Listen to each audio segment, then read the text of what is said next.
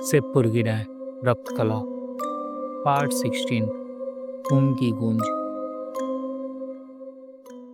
अमावस्या की वो रात खत्म हो चुकी थी, लेकिन सिरपुर के हर कोने में अब भी वही चीख गूंज रही थी, किसी मासूम की, माँ माँ मुझे छोड़ दो। और फिर हवा में एक सरे खून की बदबू तैर गई, इतनी गहरी कि सांस लेना मुश्किल हो जाए।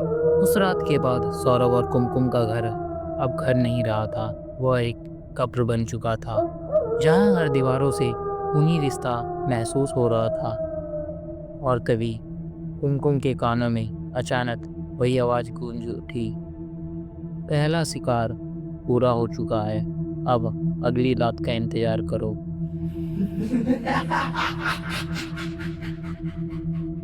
समय बीत गया।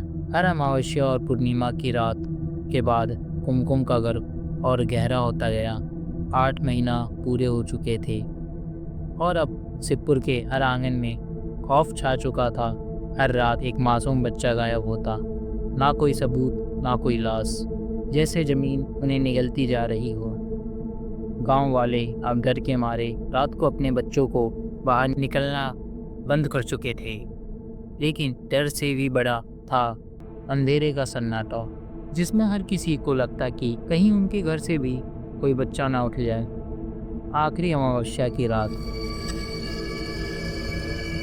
उस रात सौरभ हमेशा की तरह शिकार के लिए निकल गया, लेकिन इस बार नदी के किनारे नहीं, क्योंकि कुमकुम अब चल भी नहीं पा रही थी। इसलिए उनके घर के भीतर ही हवन कुंड सज चुका था। लाल चुनरी, काले धागे और सरे फूलों की गंध, पूरा घर किसी तांत्रिक अखाड़े जैसा लग रहा था। सौरभ बाहर जा चुका था, एक नए बलि की तलाश में। कुछ दूर चलते ही सौरभ की नज़र एक घर के चौखट पर जा टिकी। वहाँ एक नन्हा बच्चा घुटनों के बल चलते चलते बाहर आ गया था। उसकी माँ रसोई में व्यस्त थी।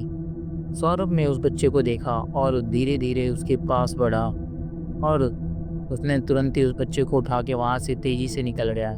लेकिन तभी गांव के एक आदमी ने ये सब देख लिया और सौरभ के पीछे पीछे जाने लगा। उसने देखा सौरभ उस बच्चे को लेके अपने घर के अंदर चला गया, और उसने गांव के सभी लोगों को इकट्ठा कर लिया और सबको बोला, चलो चलो, मुझे उसका पता चल गया है जो बच्चे चुरा रहा है गांव से। सभी गांव के लोग इकट्ठा हुए और सौरभ के घर की ओर बढ़ने लगे। कुछ ही देर में पूरा गांव इकट्ठा हो गया। लोगों के चेहरे गुस्से से लाल थे और उनके हाथों में लाठी, डंडे और मसाले थी। गांव वाले चिल्ला रहे थे, सौरभ और कुमकुम ही शैतान है, इन्होंने ही हमारे बच्चे छीने हैं। सौरभ का गेट बंद था। वीर दरवाजे तोड़कर अंदर घुसने की कोशिश कर रही थी और कुछ ही देर में दरवाजा टूट गया। अंदर सौरभ और कुमकुम हवन कुंड के पास बैठे थे। गांव वालों ने दोनों को पकड़ के लेके गांव की चौखट पे एक बड़े पीपल की पेड़ से बांध दिया और बिना किसी सुनवाई किए उन्हें मारने का फैसला किया। लोगों ने उन्हें पत्थर से मारना स्टार्ट किया और तब तक मारा जब तक उनका शरीर, उनके अंग अंग से खून नहीं निकल गया, और अंत में उन दोनों को पेड़ से जिंदा बांध कर जला दिया गया। सौरभ और कुमकुम आग में तड़प रहे थे। उनकी चीखें आसमान चीर रही थी, लेकिन उनकी जलती आंखों में डर नहीं बल्कि एक अजीब सा संतोष था, क्योंकि अब कुमकुम का गर्भ पूरा हो चुका था। जैसे ही उनके देह राख बनी, अचानक हवा पागल हो गई। आग की लपटें बेकाबू होकर पूरे गांव में फैलने लगी। धीरे धीरे लोगों के घर जलने लगे। लोगों ने उन्हें बुझाने की कोशिश की, लेकिन आग इतनी बढ़ चुकी थी कि वो बेकाबू हो चुकी थी। कहीं छप्पर जलने लगे, कहीं खलियान धधक उठे और औरतें और बच्चों की चीख रात के अंधेरे को चीर रही थी। पूरे सिरपुर में आग फैल गया। पूरा सिरपुर आग का समंदर बन गया। कुछ ही देर में पूरा सिरपुर जल चुका था। जब सब जलकर राख हो गया, तब सिर्फ एक मासूम बच्चा गांव की चौखट पर जीवित पड़ा था। ना धुएं ने उसे छुआ, ना आग ने। उसके छोटे हाथों में काले धागे की बंधी हुई गांठ थी और उसके नाभि पर एक अजीब चिन्ह, मानो किसी तांत्रिक शक्ति ने जन्म से पहले ही उस पर अपनी मोहर लगा दी हो।